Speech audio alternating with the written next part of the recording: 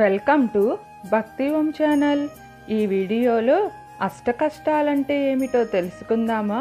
మన జీవితంలో ఎదురయ్యే కష్టాలన్నింటినీ కలిపి మన సనాతన ధర్మం 8 విధాలుగా విభజించింది. దానికి శ్లోక రూపం ఇచ్చి రుణం, యాచ్యాచ, వృద్ధ్యత్వం, జార, చోర, దరిద్రత, రోగశ్చ, భుక్తశేషశ్చ, హస్తకష్ట, ప్రకీర్తితః అని విస్పష్టం చేసినది.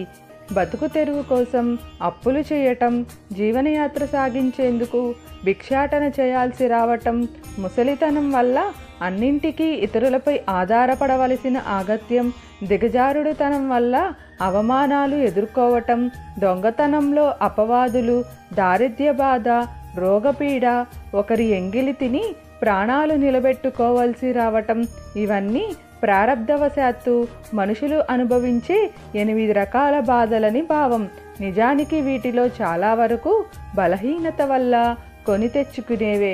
మరికొన్ని నిర్లక్ష్యం వైఖరి వల్ల, సరైన ప్రణాళిక లేకపోవటం వల్ల సంభవించేవి. అందుకే వ్యాధి, వియోగం, బాధాబంధం, దురదృష్టం ఇవి పాపకర్మ ఫలితాలనేవారు. అలానే ఈ అష్టకష్టాలు కూడా ఆ కోవకు చెందినవే. అయితే తమ బాధలకు తామే కారణమంటే కొందరు అంగీకరించరు.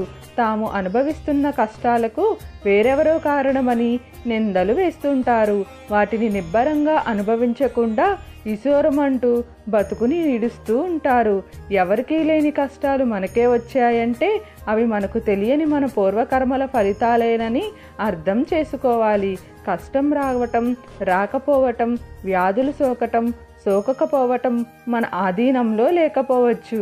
కానీ బాధపడటం, దుఃఖించకపోవటం మాత్రం మన ఆధీనంలోనే ఉంటుందని గుర్తుంచుకోవాలి. మీకు ఏమైనా సందేహాలు ఉంటే దయచేసి కామెంట్ సెక్షన్లో తెలియజేయండి. మీకు ఈ వీడియో నచ్చినట్లయితే లైక్ చేయండి, షేర్ చేయండి, అలానే సబ్స్క్రైబ్ కూడా చేసుకోండి.